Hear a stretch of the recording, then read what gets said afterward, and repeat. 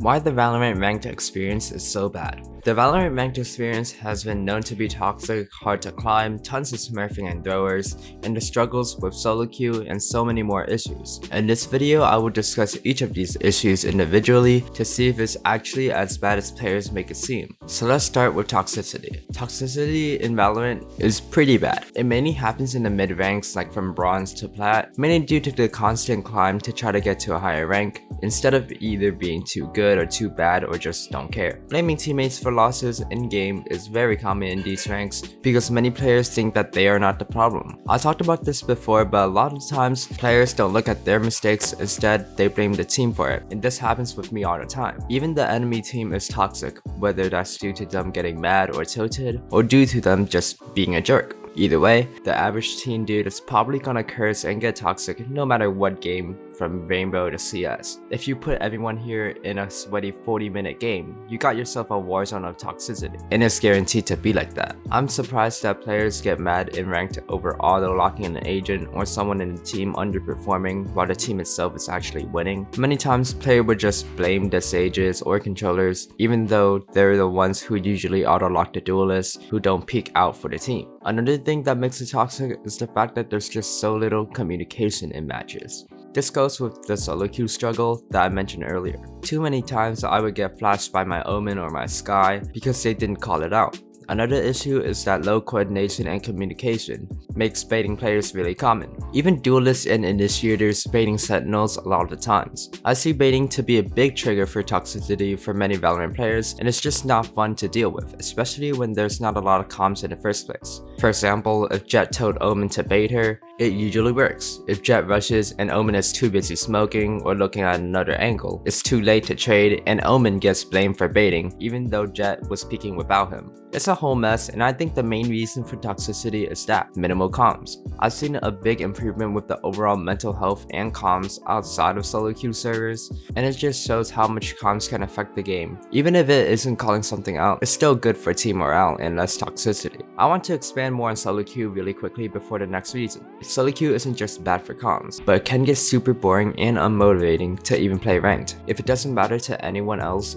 if you win or lose, it's like what's the point, and you start caring less about the game as a whole. It's also hard to deal with toxic players as there isn't anyone to really back you up, so to deal with stuff like that, me personally, some players do argue back in solo queue especially, but that just makes things worse for the team morale, which makes the game even more toxic in ranked. The next reason why ranked is so bad is elo hell. Now, a lot of players think that they're stuck in the same ranks for months or even years, and they don't think that they're actually improving. And I don't think that elo hell truly exists because good players always rise to the top, but it's still really hard to climb, and I will tell you a couple reasons why. First is players, especially in Valorant, which is super aim and positioning intensive. Valorant players are always trying to get better, whether that's through aim trainers, deathmatch, or just playing the game every day consistently. Even if you took a break for one season, you're likely to rank down. The next reason is smurfs. Now, smurfs and throwers, although players think are ruining the game, they certainly impact it, but it's not the way you would expect.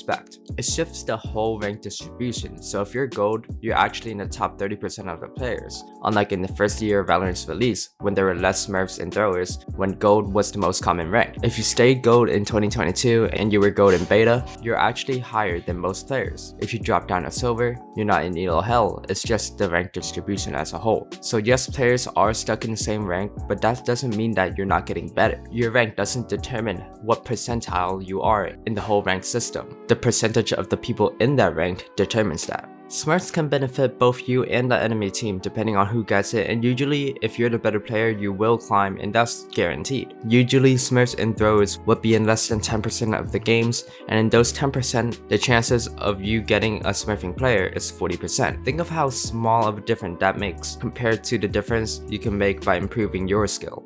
I think even when players see like someone going 21-7 or something, they automatically assume that they're smurfing.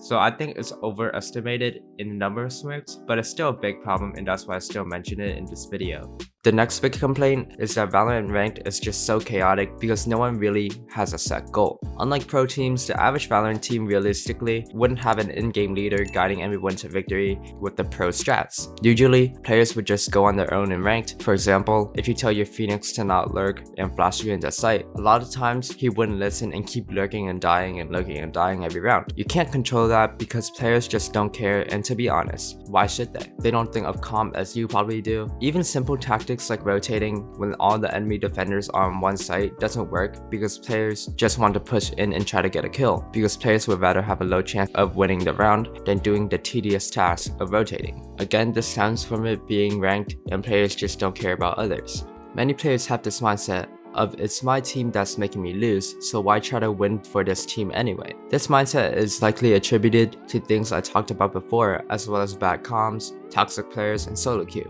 The final problem I have with ranked are AFK players. Even with the penalties for being AFK increasing, there are still many players with auto clickers trying to trick the system. This usually happens when the team is losing super badly and the team just doesn't want to try anymore because the chances of winning are so unlikely. So they either take the penalty or go AFK and come back after they're the only one not dead. This is another thing that's getting better over time, but as long as there's smurfs and people who don't care about the penalties, it's always going to be an issue in ranked. So all in all, Valorant Ranked is bad for issues like toxicity, elo hell, and team play. It's hard, especially for Riot, to fix these issues, but I have seen less toxic players overall these past few months, which is a good trend, but Valorant Ranked is nowhere near the ideal competitive game mode. I just made this video to focus on the negatives, although there are a lot of positives, like it being super fair with no RNG, making it easy for skillful players to find their rank easily. I still enjoy Ranked, especially in a squad queue, but solo queue is alright when I feel like it. I hope it will keep on getting better, and I can tell that Riot is really trying to